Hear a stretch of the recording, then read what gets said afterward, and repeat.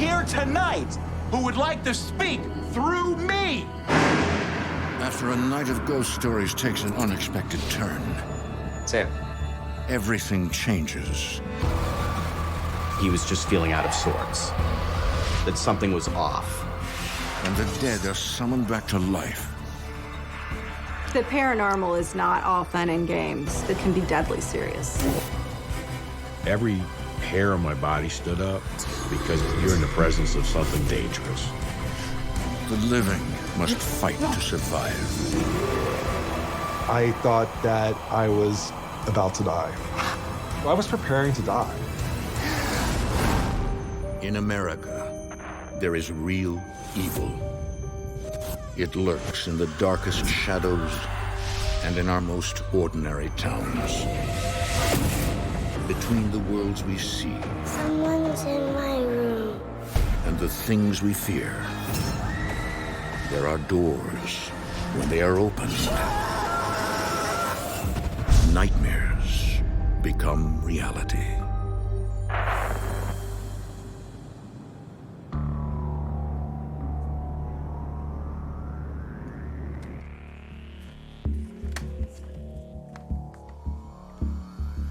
My name is Sam Baltrusis. What scares me about the paranormal, my biggest fear is possession. I went in having a night of fun, celebrating Halloween, and it turned into a night of terror. Whatever was happening to me was taking over and was destroying me.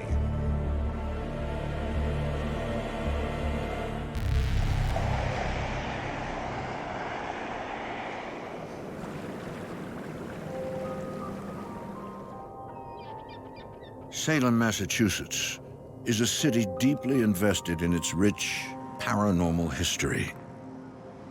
Haunted by the witch trials of the 1690s, the atmosphere surrounding Salem can be bone-chilling.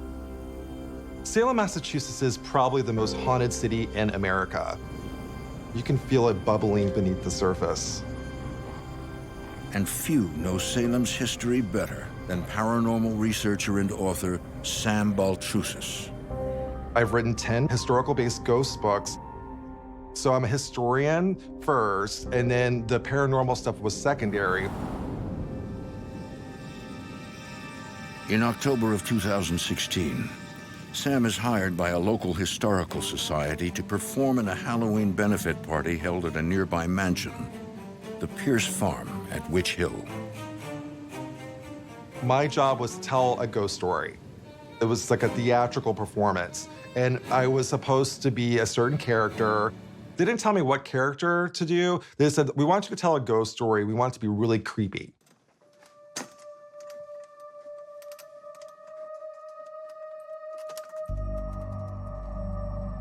Now, when you go to the Pierce Farm at Witch Hill, you see the library. It's like an author's dream come true. And the energy in that room is just amazing.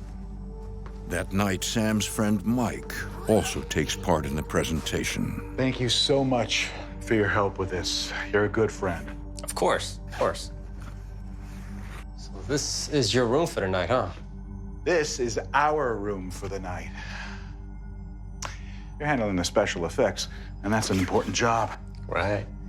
From the time that I met Sam, he was always very open about his interest and involvement in the paranormal world. I thought it was very fascinating. The idea behind this event was to dress up as Victorian-era steampunk. Steampunk fashion combines styles from the Victorian age with technology from science fiction. Ah, Sam. So good to see you. Sean Ward. I'm the owner of Pierce Farm. Thanks so much for the invitation. We are so excited to get going. Absolutely. Well, as you can obviously see, this is our beautiful library, and this is where you'll be telling your ghost story.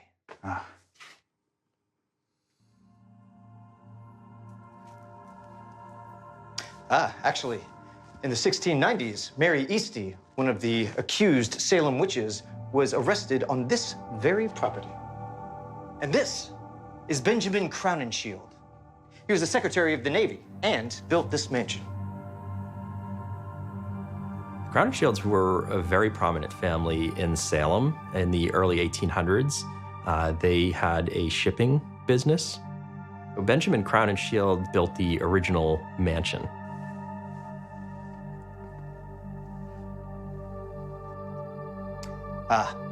This is Benjamin's cousin, Richard, the black sheep of the family. Richard Crown and Shield had a terrible reputation in Salem. He was an alcoholic, he was a gambler, he owed people money, he was a criminal. Richard was hired to murder a boat captain by the name of Joseph White. He bludgeoned him to death with a club in his sleep.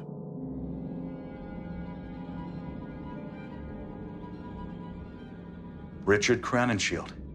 He's the subject of my ghost story tonight. Really? Then I have something to show you. When I heard that Sam was going to do stories about Richard Crowninshield, I thought that was really cool because he had tied his ghost stories to the history of the property and the families that had lived there. Here it is. We found this walking stick in the mansion when we bought the property. We think it was here from the time that the Crowninshields lived here.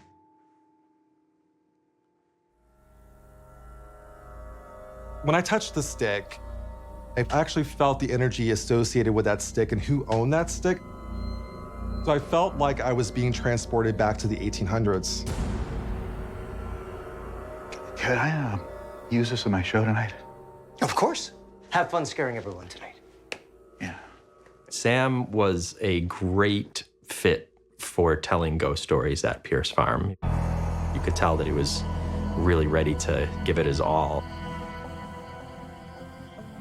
I was very excited to hear Sam's presentation. He definitely had that presence that really grabbed people in.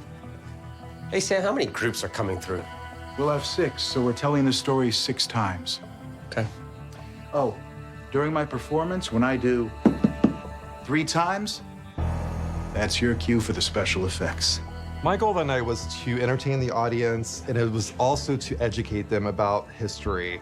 So here are our first group. All right, here we go. Good evening. Hello. Get comfortable, folks. And welcome to the Crowning Shield Room. My name is Sam Baltrusis. And as many of you know, this home was once owned by Benjamin Crowninshield. But we're not here to talk about him tonight. No. Tonight, we're going to meet his cousin, Richard the Murderer.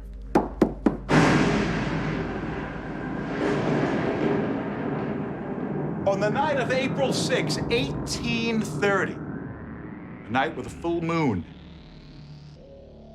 Richard crawled in to the window of Salem shipmaster Captain Joseph White. He had a bludgeon that he had made himself. He was proud of that instrument of death. He walked up to the peacefully sleeping Captain White and whacked him again and again, violently. But he wasn't through. He then took a knife and stabbed him 13 times around his heart. Richard Crowninshield was a cold-blooded murderer. Now, we've all heard ghost stories.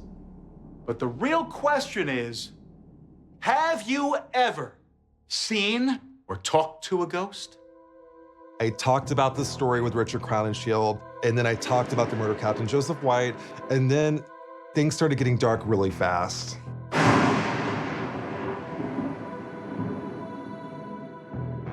Sam suddenly turns his ghost story into a seance. Is there anyone here tonight who would like to communicate with us?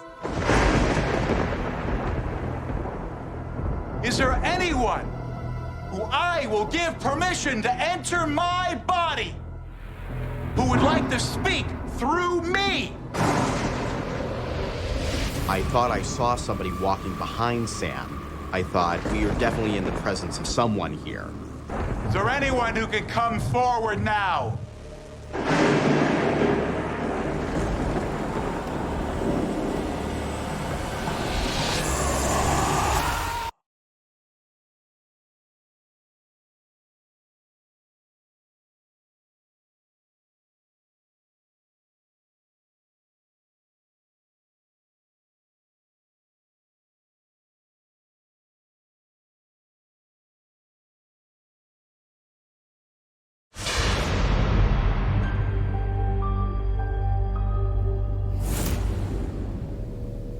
Historian Sam Baltrusis is hired to tell a ghost story during a Halloween-themed benefit at a mansion outside Salem, Massachusetts. But Sam takes his performance too far. Is there anyone who I will give permission to enter my body who would like to speak through me?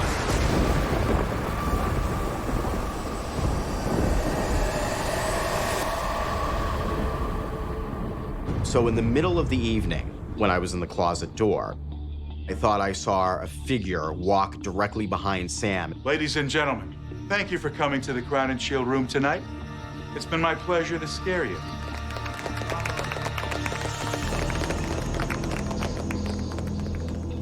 Thank you. Good night.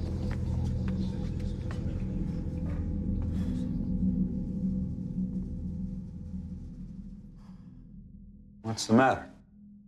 I don't know. I just, I could have sworn somebody was here. It's just during your performance. When I came out to talk to Sam, I told him, I just thought I saw somebody walking directly behind you. Mike, I'm the only one up here. I know. I had about 10 to 15 minutes in between each session. Sam. I looked in the mirror and I looked sort of deformed.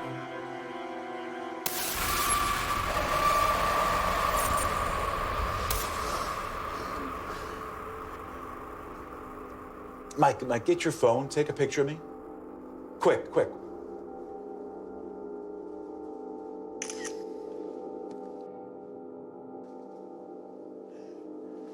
What's wrong? Do I look okay to you? Yeah, you look fine. The next group's coming in. I knew something was happening to me, but I wasn't really sure what was going on. Welcome to the Crown and Shield room. I'm Sam Baltrusis. And on April 6, 1830, Richard Crown and Shield entered the house. He was looking very tired and run down. My gut was telling me that something was wrong. He whacked him! And he whacked him! He then took a knife And stabbed him 13 times around the heart! and escaped into the night. Second session, I felt like they were kind of gathered around me, and I felt kind of like maybe they were judgmental of me. I felt like that they thought that I was a bad person, or the way they looked at me while I was telling the story. Is anyone here who wants to speak through me?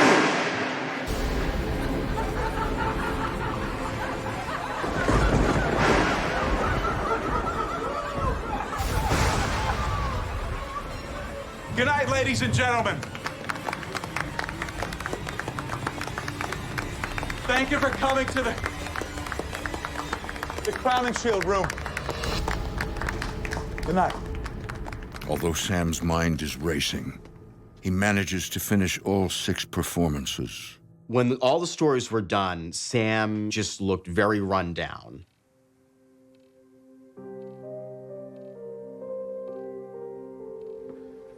Everyone is raving about you. You were a hit. I cannot thank you enough for being a part of this event. It's my pleasure. Thank you. And I can't forget to give this to you. Oh, well, you're not leaving, are you? We have a party out in the barn. There's food and dancing. I've been sober for many years. And in the past, if I had a paranormal experience, I would use alcohol to self-medicate. No, we have to go. Oh, right now? And I was craving alcohol, and I wasn't in control. I was mortified. Mike? Yes. Okay, I'm ready. Listen, I'm sorry. I'm just not feeling well. I understand. Thanks again. Sam seemed different when he left. Sam wasn't the same person that I had first met when he showed up. His personality had changed. I thought he was so adamant to get home because I thought it might have been a headache. I thought it might have been the onset of a cold. If Sam had told me that night that he had the need to drink, it would have deeply concerned me. As we were driving home, I knew something was really wrong. Sam wasn't engaging in as much conversation as he usually does. He was just very uncomfortable. It seemed like he was sweating.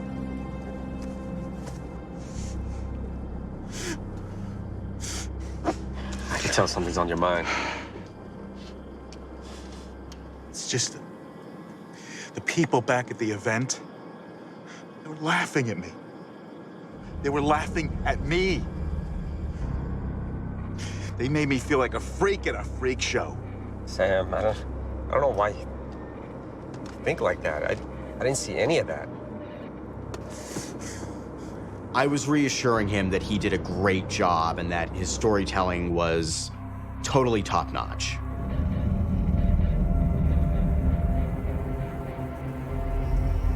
While I was in the car, my body was doing something else than what my mind was watching going on. Sam. I was physically holding myself in the chair. And then I felt the urge, like I couldn't even control my hand.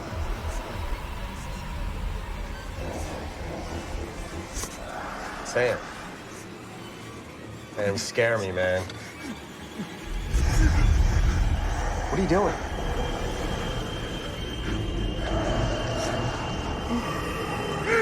Sam was not acting like himself. Sam was extremely scared. You okay? What's going on, Sam? What are you doing, Sam?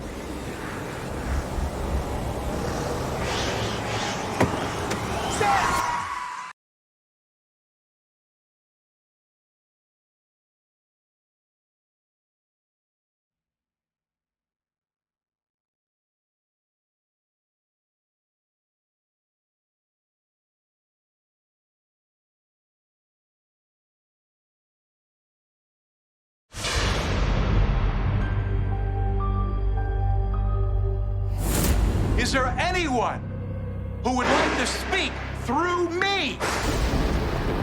After experiencing what he believes is a paranormal encounter at a performance in Salem, Massachusetts, Sam Baltrusis finds he is not in his right mind.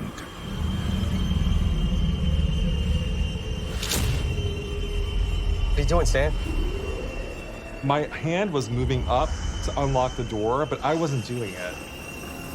I was trying to fight this urge to open up the car door for me to jump out.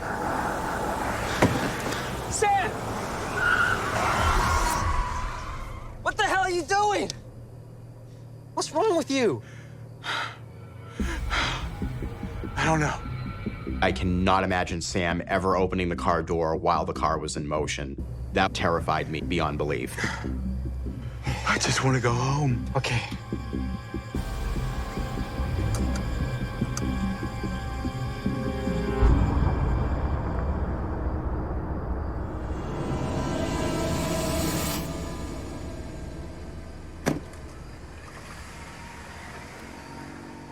When I dropped Sam off at home, I was very concerned for his health.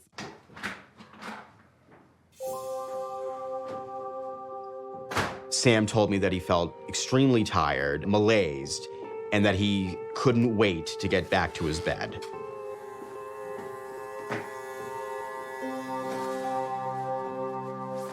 As soon as I got home, I'm like, okay, maybe this will go away. Maybe I'll get over what was going on.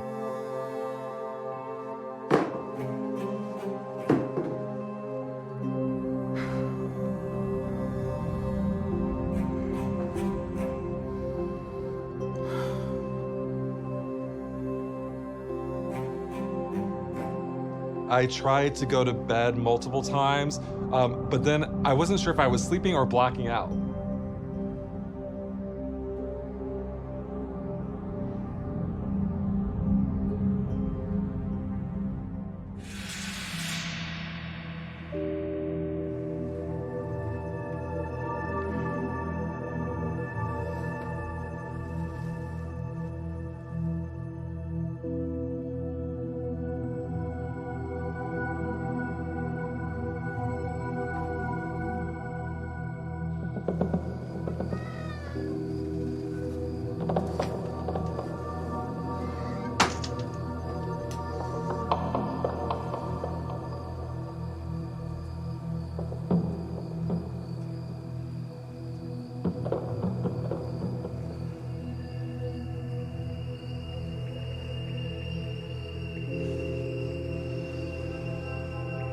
I felt the urge to hurt myself. I had that desire to jump off the balcony.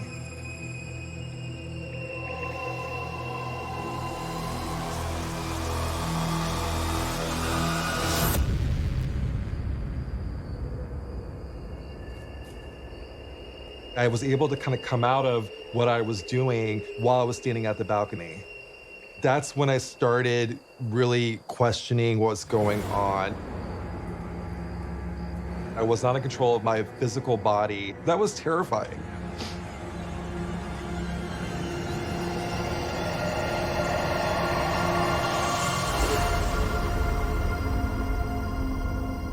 A few days later, Sam's friend, Mike, comes over to check on him.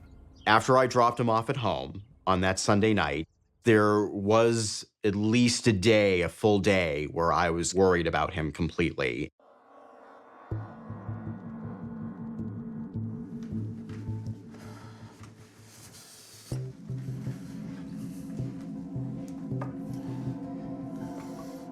So you, you woke up on the balcony and you had no memory how you got there?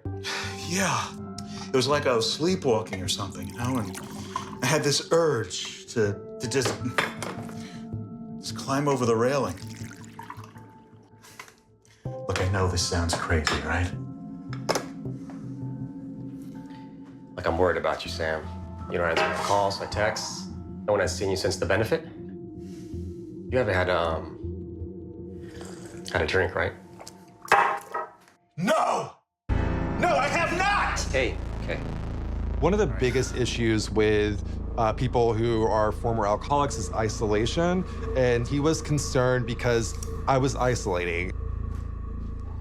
I thought that something was very off. Not only did I notice that he was looking very tired and run down, but something else was coming into play that was affecting Sam at that moment.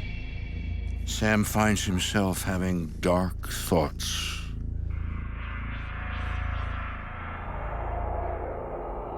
Hey, Sam.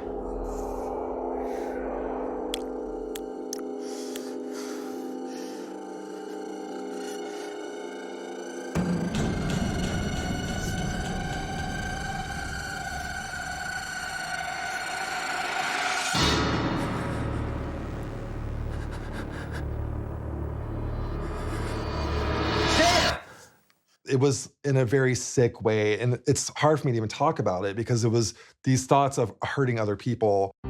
I've been calling your name and you're just standing there. What's going on? Mike, you gotta go. What? What are you talking about? I'm not going anywhere. Sam, something's wrong. I was worried that I was somehow gonna hurt Mike in some way, and that really, really scared me. Sam. Something's not... Look, I can't explain it. I was trying to hide anything that could be a weapon because I felt like I was gonna hurt other people. To have a friend who was hurting so much really gave me a lot of sadness. The fact that Sam was not able to let me in and to be there as his line of support was crippling. Just, look, take these. Sam. Get out. Sam, listen, whatever you're going through, I'm here for you. I know. Sam is a very easygoing guy. who's, very friendly and very upbeat. But this version of Sam was unlike any that I had seen before. Sam believes what is happening to his mind and his body may not be of this world. I felt like that it was definitely something paranormal. What part of the paranormal, I wasn't really sure. I did do this whole seance event at Pierce Farm at Witch Hill. I thought maybe it was another spirit in the house or it was related to other events. I mean, I gave tours in Salem, Massachusetts, so it could have been anything. Sam knows whatever is controlling his mind is powerful, and he's not taking any chances. Because I didn't trust myself while I slept, I got a rope and I would tie myself to the bed while I went to sleep because I didn't know if I was going to end up falling off that balcony or jumping off that balcony while I was sleeping. So imagine being in bed and being tied to the bed and not knowing what's going to happen. So that was terrifying.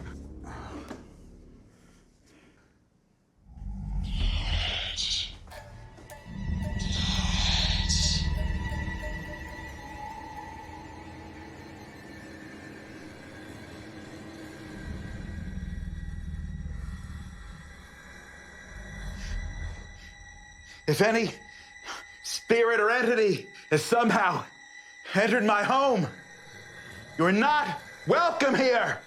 Leave now.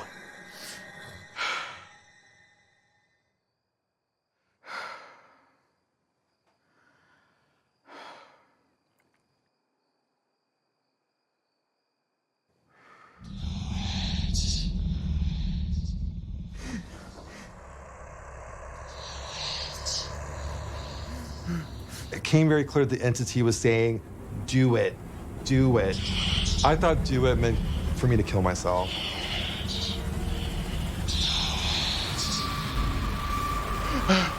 No.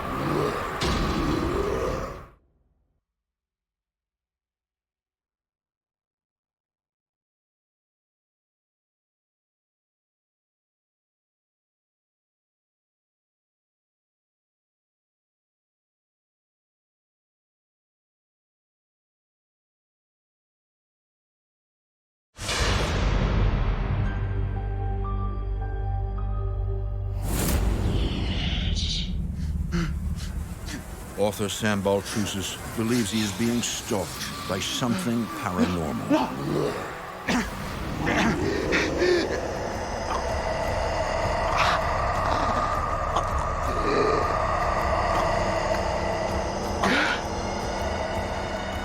I was fighting something that was more powerful than me, and I couldn't control what was going on.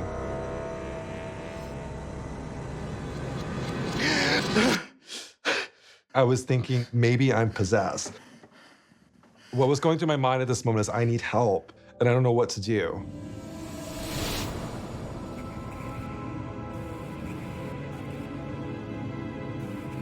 Over the next few days, Sam refuses to leave his house or return any calls. He was keeping a lot of us at arm's length, and that was not like him at all.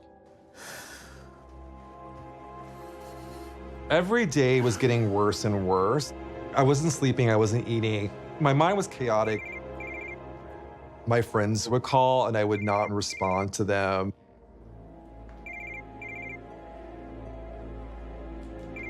Because I was embarrassed to be open about what's going on.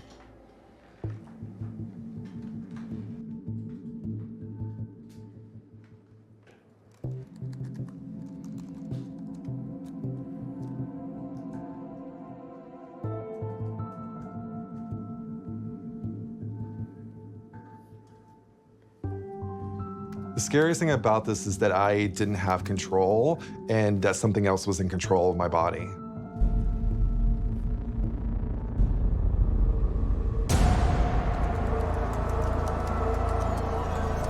Under the influence of someone else's control, Sam posts on social media asking for a human skeleton. There was a war going on inside me. I was fighting so hard, but I was getting tired.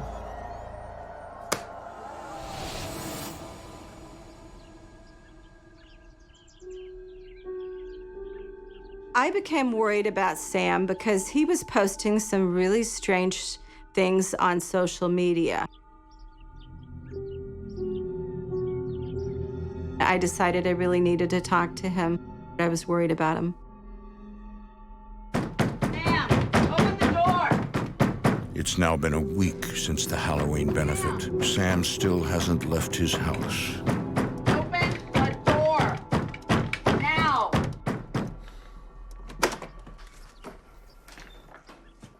Sam and I have been friends for a number of years, mostly through our books. We're both paranormal authors.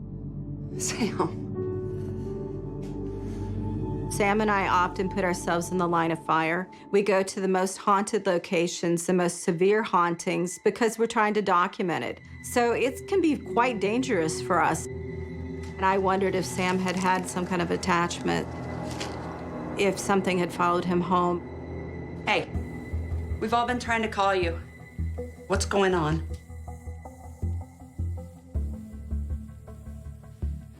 Sam, I saw your post about needing a human skeleton for an experiment of some sort. What's going on? This isn't like you.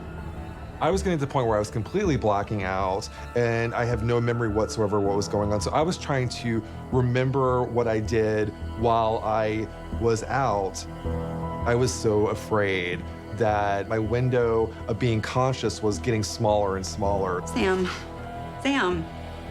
I'm here. You can talk to me. Tell me what's going on. You can tell me anything. Really? Yeah. I was born as sensitive, so I am able to detect ghosts and spirits from a very early age. That's good because it makes me feel so much better.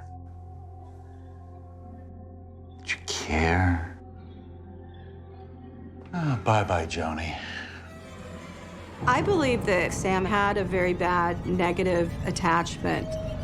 The first stage is infestation when they're in your house. The second stage is oppression. And they basically start altering your personality. I really do believe that Sam was in an oppression state. Sam? I need help. I need help. You've got to help me. Something has me. I need help.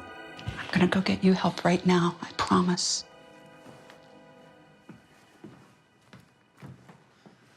Help who? It wasn't the normal Sam. He was a different person. That wasn't Sam.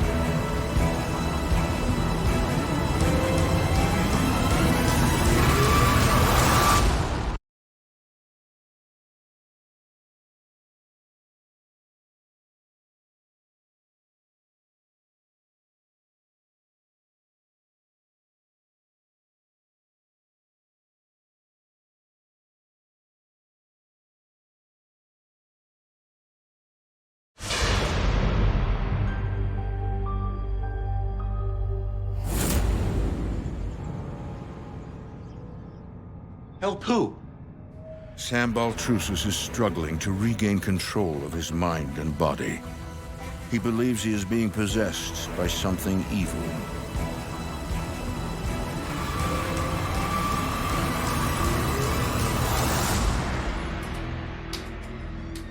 I was not in control of my actions and I felt so helpless, so powerless.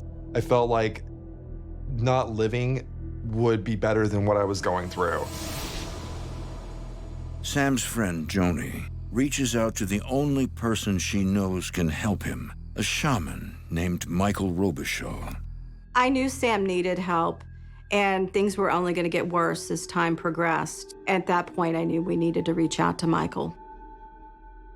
Joni will call me with the most extreme situations. She told me this is very urgent at this point.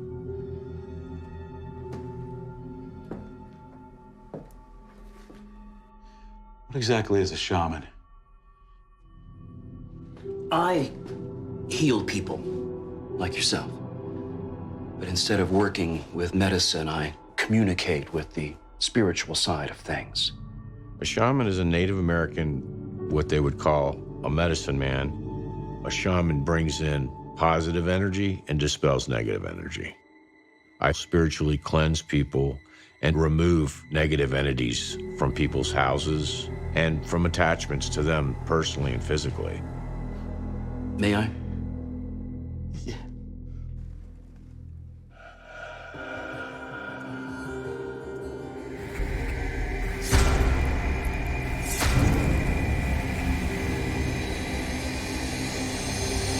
Michael has the ability to sense what Sam is dealing with. It's a powerful entity controlling his mind and hell-bent on destroying his life. Every hair on my body stood up. I felt that, Sam was definitely in serious trouble if I didn't do something as soon as possible. I believe that you are being oppressed by a very negative spirit. And if you don't receive some help, it's going to possess you completely. Sam, I'm going to help you, but I need you to listen to me. The spirit that has attached itself to you was evil in life, and it is evil in death. What do you want me to do? When Michael Robichaud and I first connected, I felt like that we were meant to meet each other. I felt like that he was sort of sent from above to help me. I'm going to need you to promise me that you're going to fight for your life, all right? This is not a time to give up or give in. I need you to come with me, all right? If you would, just lie down right here. Michael uses holy water and salt to create a barrier of protection around Sam. He then calls upon his spirit guides to draw out the entity in order to banish him. Sam, almost everybody in the world has spirit guides. These guides help us through life. My spirit guides are very powerful. They have the ability to battle this negative spirit that's attached to you. And I'm going to call on them now. I believe in Catholic prayer, and I still believe in a lot of the Catholicism because it's one of the older religions, and it works. Michael, the Archangel, guide us in battle. Protect us from the wickedness and the snares of the devil. May God rebuke him, we humbly pray. When Michael started the cleansing process, he said, at this time, the spirits are going to be activated God rebuke him. to get rid of the negative entity that's attached to you. The Archangel, guide us in battle. Protect us from the wickedness and snares of the devil. I immediately felt like there was a ringing in my ears, like as if the spirit guides were being awoke and coming to protect me. May God rebuke him, we humbly pray.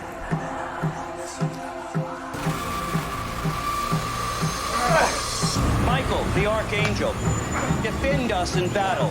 Be our protection against the wickedness and snares of the devil. I actually physically saw the spirits, which is not normal for a cleansing ceremony. I immediately felt the desire to go to sleep. I passed out. It becomes a spiritual battle at that point because the entity that is in Sam, of course, does not want to leave.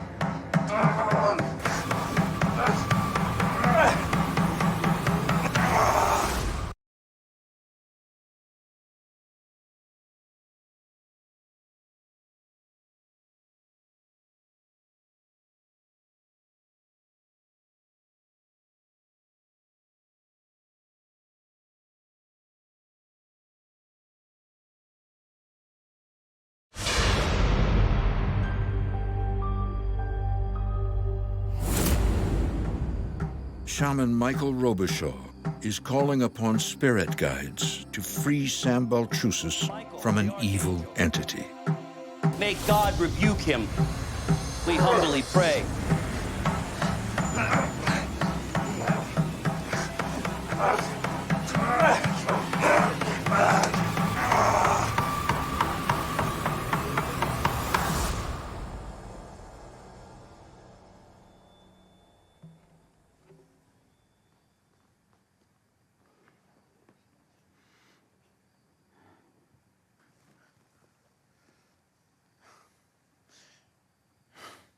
How do you feel? good, clear, like I've been asleep for weeks. People usually say that. I felt like I was completely liberated when the cleansing happened. I felt like my life was returned. What happened? You were attacked by a very negative entity. In life, this guy was a real bad guy. I'm picking up that he was from a prominent family, but he had a very dark side. Sam's attachment was so negative and so heavy.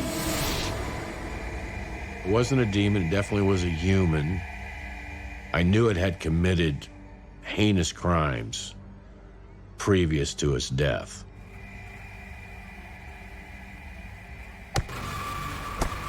This attachment was very dangerous.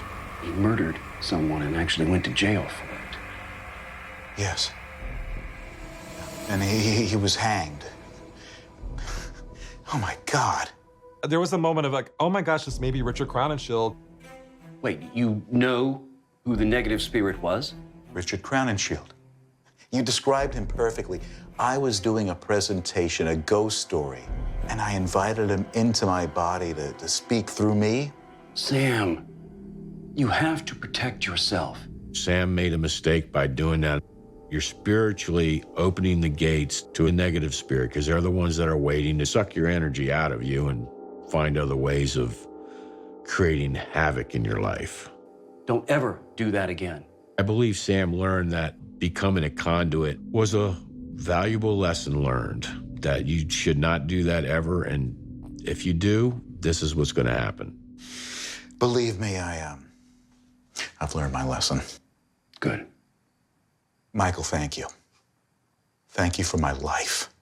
My pleasure. There's a happy medium where you can communicate with the spirits and they'll communicate back with you without opening yourself up for them possibly to attach to you.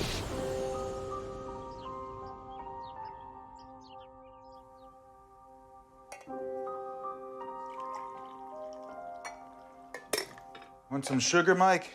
I'm good. Thanks, man. People ask me if you have any regrets in life, and I say that I have one regret, and it was allowing Richard Crowninshield into my body or into my life. It's good to have you back, man. It's good to be back. He was sociable again, he was very upbeat, and he was ready to take on the world. That made me feel extremely happy and relieved that my friend was back. So what you got going next? Will you help me on my next show? Yeah, absolutely, of course. I'm always gonna be here for you. I can see a future again. I can also see a light at the end of the tunnel. I also felt like that there was hope and that I can use what happened to me as a way to help other people. Yeah, but I do have some ideas, though. And by the fact that I was able to survive this made me stronger.